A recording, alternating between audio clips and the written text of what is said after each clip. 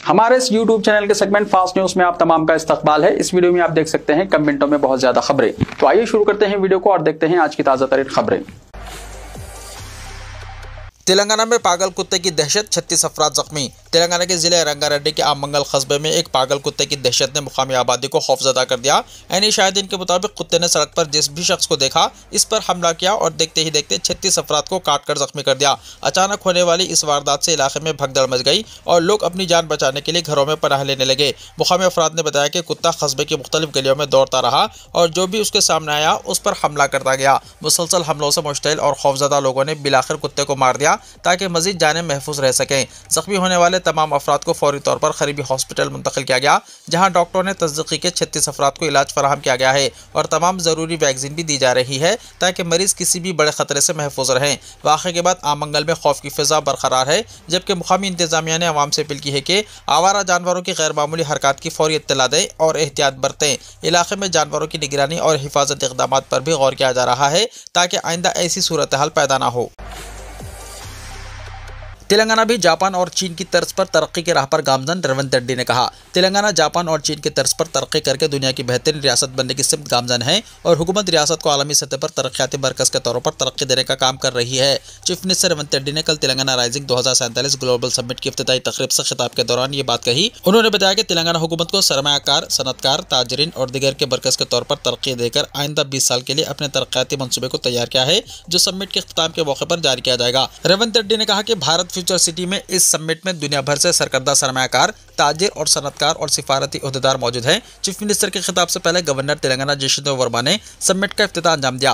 रेवंत रेड्डी ने कहा है कि हुकूमत Indian school of business management और नीति आयोग की मशहूर है, जिन्होंने तेलंगाना के विजन 2047 की मनसूबाबंदी में मदद की। उन्होंने बताया कि अलहदा तेलंगाना की जिद्दोजहद करने वालों के ख्वाब को मोहतरमा सोनिया गांधी और डॉक्टर मनमोहन सिंह ने शर्मिंदा ताबीर किया। चीफ मिनिस्टर ने तेलंगाना की मईशत को 2047 तक $3 ट्रिलियन की मईशत तक पहुंचाने के मनसूबे का ऐलान करते हुए कहा कि 2034 तक तेलंगाना 1 ट्रिलियन मईशत वाली रियासत हो जाएगी। उन्होंने तेलंगाना की मईशत का तस्करा करते हुए कहा कि तेलंगाना फिलहाल हिंदुस्तान की शरह तरक्की में 5% हिस्सा अदा कर रहा है, जबकि हिंदुस्तान की जुमला आबादी में तेलंगाना का जुमला हिस्सा महज 2% है। तेलंगाना राइजिंग ग्लोबल समिट पहले ही दिन 2 लाख करोड़ रुपए की सरमायाकारी, ट्रम्प मीडिया और अडानी ग्रुप समेत आलमी कंपनियों का रियासत पर भरपूर एतमाद। तेलंगाना हुकूमत की जानिब से रियासत में सरमायाकारी को राग़िब करने के लिए मुनक्किदा तेलंगाना राइजिंग ग्लोबल समिट के पहले ही दिन 2 लाख करोड़ रुपए की सरमायाकारी के मुआहदे किए गए। भारत फ्यूचर सिटी में जारी यह समिट तेलंगाना में सरमायाकारी के नए दौर की अलामत बन गई है, जहाँ आलमी कॉरपोरेशंस रियासत को मुस्तकबिल के मुआशी और तकनीकी मरकज़ के तौर पर देख रही है। समिट में ट्रम्प मीडिया टेक्नोलॉजीज ने आइंदा 10 बरसों में 1 लाख करोड़ रुपए की सरमायाकारी का ऐलान करते हुए बड़े पैमाने पर मंसूबों का इशारा दिया, जबकि अडानी ग्रुप ने ग्रीन डेटा सेंटर्स, काबिल तजदीद तवानाई, सीमेंट इंडस्ट्री, लॉजिस्टिक्स इंफ्रास्ट्रक्चर, दिफाई और एरोस्पेस टेक्नोलॉजी और UAV तैयार करने के शोबों में सरमायाकारी बढ़ाने की तौसीक़ की। मजमूई तौर पर ग्रुप मुख्तलिफ मंसूबों पर 25,000 करोड़ से ज़्यादा सरमाया खर्च करेगा। समिट के दौरान डोनाल्ड ट्रंप एवेन्यू के नाम से एक अहम शाहराह की मुमकिन तब्दीली का मामला भी ज़ेर बहस रहा, जिसने सियासी और सिफारती हल्कों में तवज्जो खींच ली। आलमी कंपनियों के एतमाद और बड़े सरमायाकारी ऐलानात ने साबित कर दिया है कि तेलंगाना तेज़ रफ्तार तरक्की की राह पर गामजन है और दुनिया इसे मुस्तकबिल की उभरती हुई मुआशी ताकत के तौर पर देख रही है।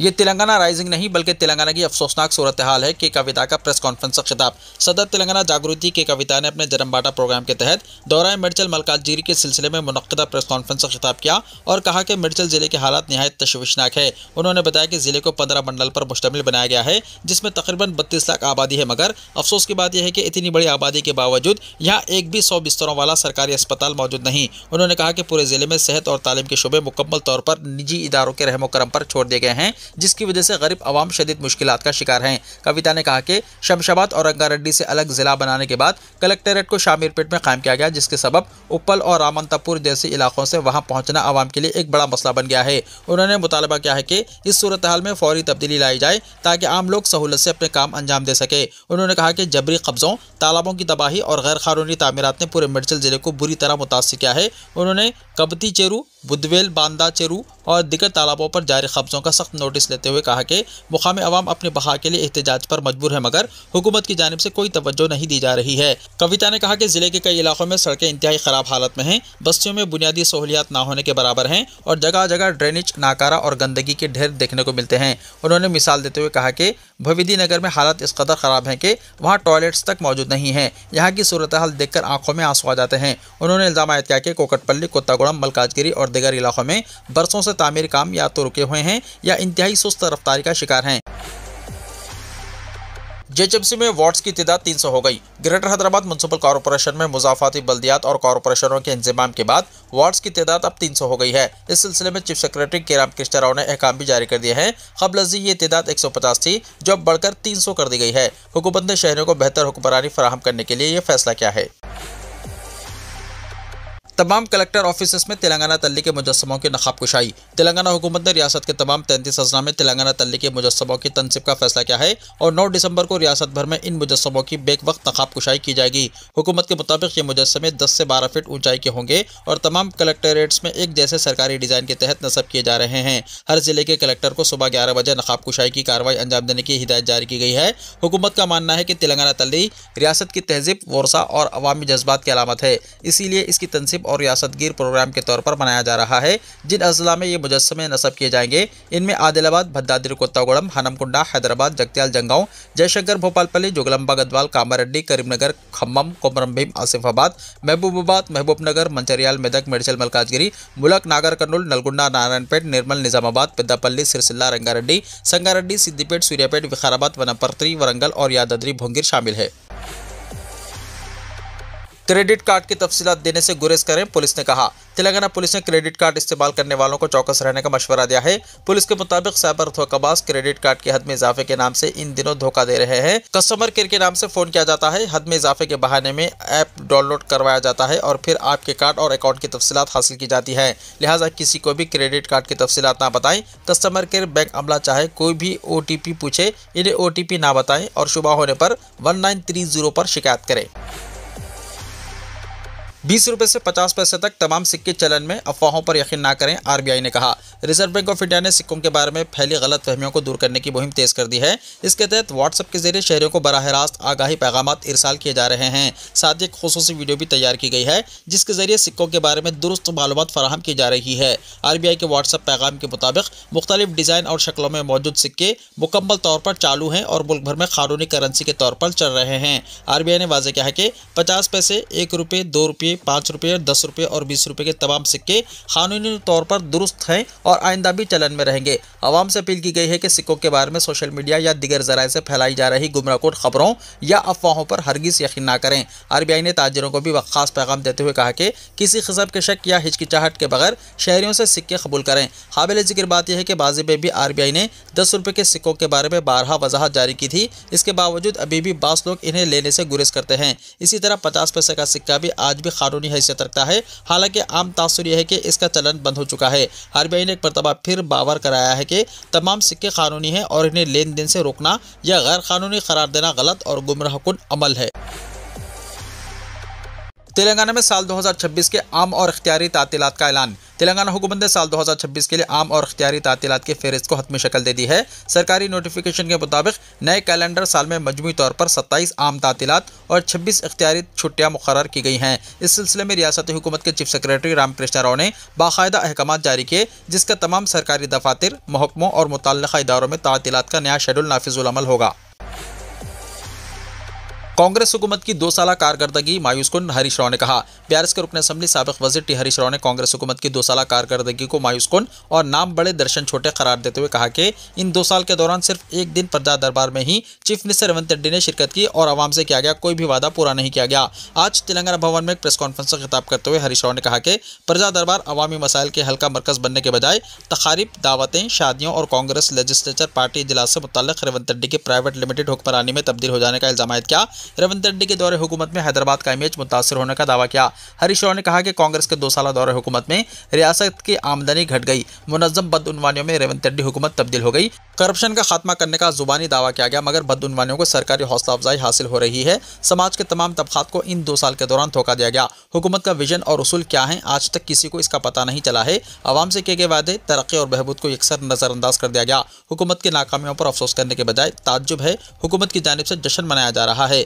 बिल्स और बखाजात जारी करने का मुतालबा करने पर विजिलेंस तहकीकात और एसीबी धावे कराने का इल्जाम आयद किया। हुकूमत से सवाल करने वालों पर झूठे मुकदमात दर्ज करने, ब्लैकमेल करने का भी दावा किया। हरीश राव ने कहा कि रियासत के किसी एक गाँव में भी किसानों के मुकम्मल कर्ज माफ नहीं हुए, गरीब लड़कियों की शादियों में 1 तोला सोना नहीं दिया गया, खवातीन को माहाना 2500 रुपए माली इमदाद देने के वादे को पूरा नहीं किया गया, मुलाजिमतों का नोटिफिकेशन जारी नहीं किया गया, मगर शराब के दुकानात का नोटिफिकेशन जारी किया गया।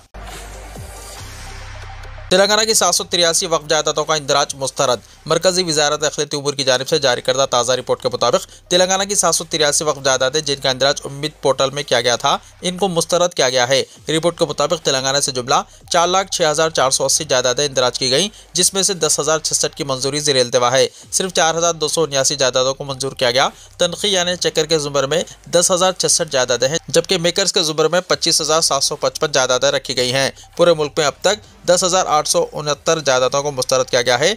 5,17,040 जायदादें इंदराज की गई हैं, जिसमें से अब तक सिर्फ 2,16,000 को ही मंजूरी दी गई है।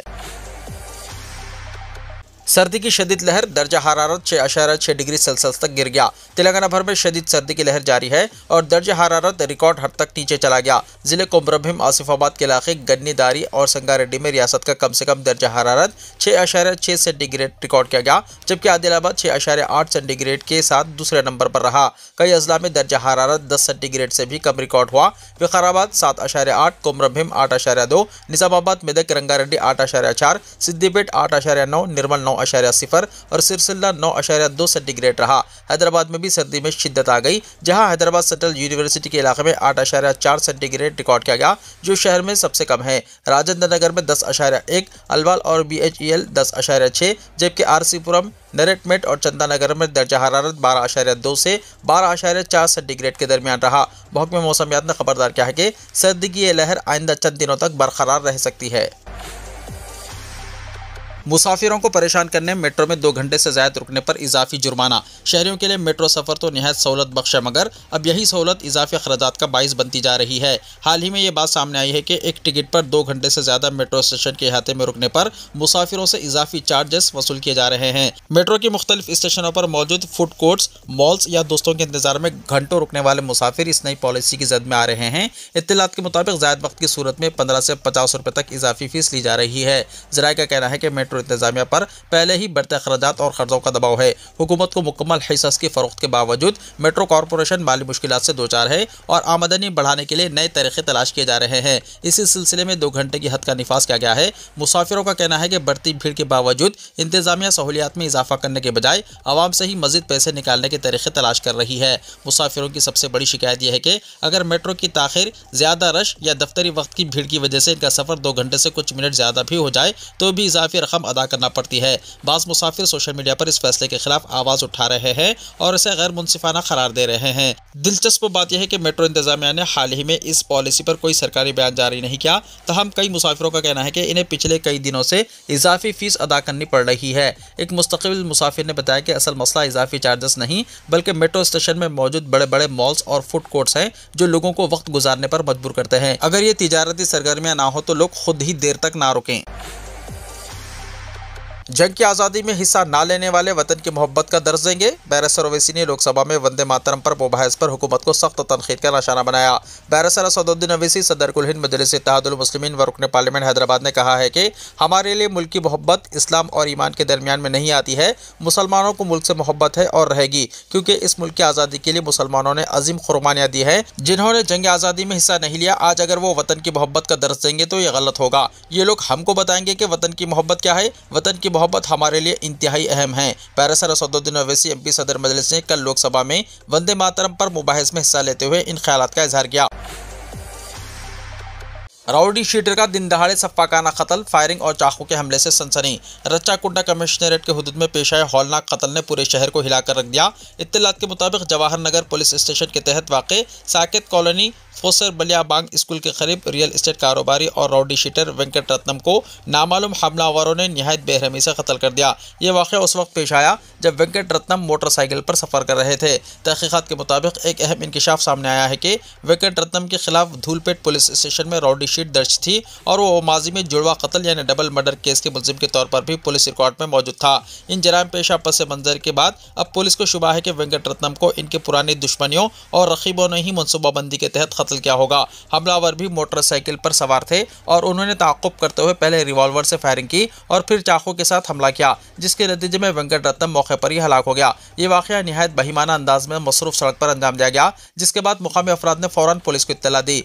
पुलिस ने जाए वाक़े से एक गोली बरामद की है और कत्ल के मुहर्रिकात तक पहुंचने के लिए हर जाविये से तहक़ीक़ात जारी है। ज़राए के मुताबिक पुलिस वेंकट रत्नम के पुराने तनाज़ात, माली मामलात और माजी के मुजरिमाना रिकॉर्ड की रोशनी में मामले की गुत्थी सुलझाने की कोशिश कर रही है। जाए वाक़े के तरफ नस्ब CCTV फुटेज भी हासिल की जा रही है और हमलावरों की मोटरसाइकिल की शनाख्त पर काम किया जा रहा है। इस बहिमाना कत्ल ने साकेत कॉलोनी और जवाहर नगर के मकीनों में खौफ और हिरास पैदा कर दिया है, खासतौर पर इसलिए कि वाक़या एक स्कूल के करीब पेश आया और निहायत मनसूबाबंदी के साथ अंजाम दिया गया। शहरियों का कहना है कि जुर्म पेशा गिरोहों की सरगर्मियों में इस कदर बेखौफी तशवीशनाक है।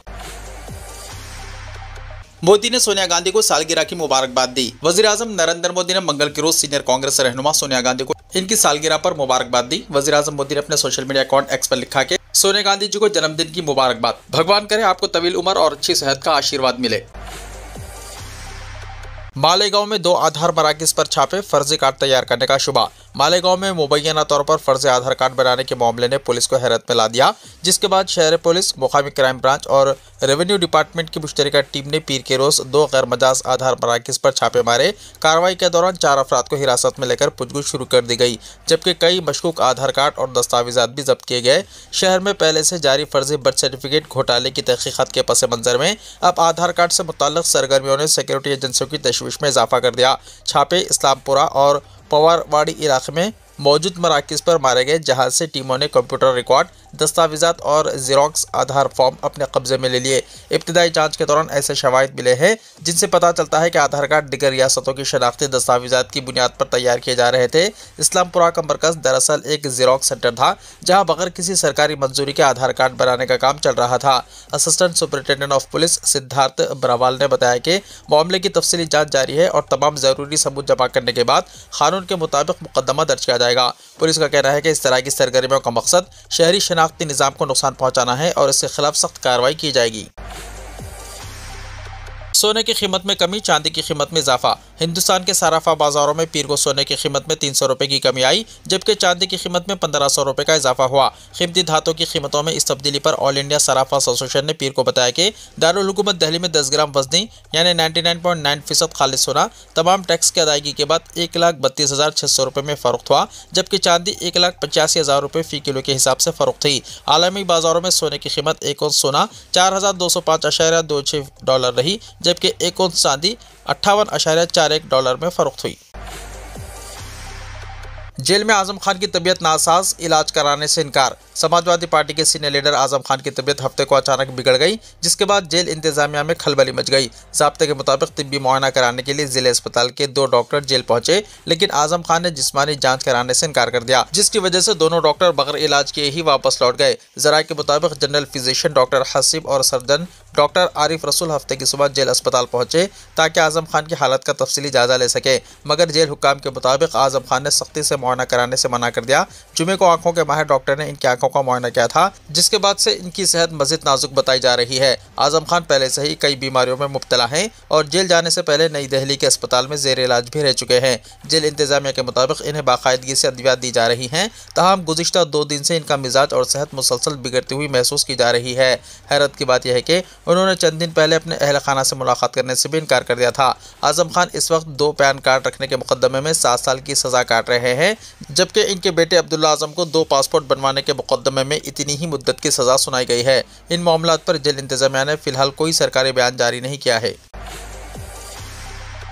ये झगड़ा विरासत का नहीं, माँ से मोहब्बत का था। 2 भाई अदालत में माँ की खिदमत के लिए आमने सामने। दुनिया में आमतौर पर जब 2 भाई अदालत तक पहुँचते हैं तो लोग फ़ौरन समझ लेते हैं कि झगड़ा विरासत या ज़मीन का होगा, मगर सऊदी अरब का ये सच्चा वाक़या बताता है कि कभी कभी अदालतों में भी मोहब्बत, वफ़ा और खिदमत के जज्बात अपना मुकदमा लड़ते हैं। एक बूढ़ा शख्स हिजाम अल कामदी अपनी कमज़ोर माँ की खिदमत का हक़ छीनने नहीं बल्कि इसे बरकरार रखने के लिए अदालत में खड़ा था। दूसरी तरफ इसका छोटा भाई भी इसी जज्बे के साथ मौजूद था, मगर दोनों की मोहब्बत एक थी, वो अपनी माँ को अपने पास रखना चाहते थे। हिजाम ने भुर्राई हुई आवाज में कहा कि वो बरसों से माँ का सहारा बना हुआ है और इसकी जिंदगी का वाहिद सुकून इन्हीं कदमों में है। छोटा भाई लरस सी आवाज में बोला कि हिजाम खुद अब बहुत बूढ़ा हो चुका है और वो चाहता है कि माँ की खिदमत का बोझ वो अपने कंधों पर उठाए ताकि भाई आराम कर सके। इस लम्हे अदालत में खामोशी नहीं, मोहब्बत की गूंज थी। फैसला करना मुश्किल था। जज ने माँ को बुलाया और पूछा कि वो किसके साथ रहना चाहती है।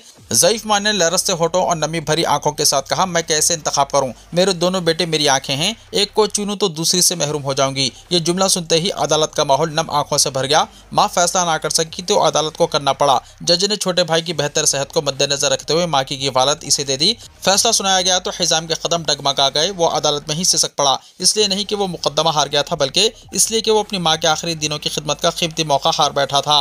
माँ को किसी के साथ भेजने का नहीं, बल्कि दोनों का माँ के कदमों में बिछ जाने का ये मुकदमा था। और मोहब्बत के इस फैसले ने यह साबित कर दिया कि कुछ हारें भी जीत से ज्यादा अजीम होती हैं। वीडियो को लाइक शेयर कीजिए और हमारे इस YouTube चैनल को सब्सक्राइब करते हुए इसके बेल आइकॉन को भी प्रेस कर लीजिए ताकि ऐसी ही ताज़ा तरीन खबरों का नोटिफिकेशन सबसे पहले आपको मिलता रहे।